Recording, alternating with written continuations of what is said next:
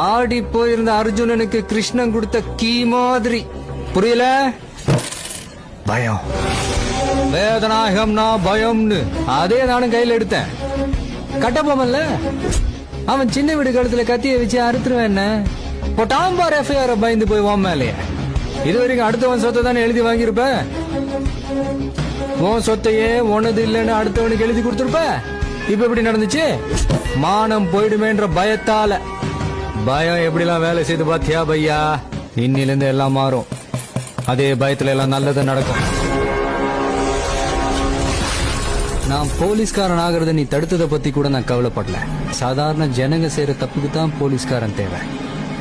நீ காட்டுல இருக்கிற மிருகம். இத நான் சொல்லல, நீ சொன்னது. உனக்கெல்லாம் போலீஸ்காரன் பத்தாதுரா. வேற வேற வேற வேட்டக்காரன் தாண்டா வேணும்.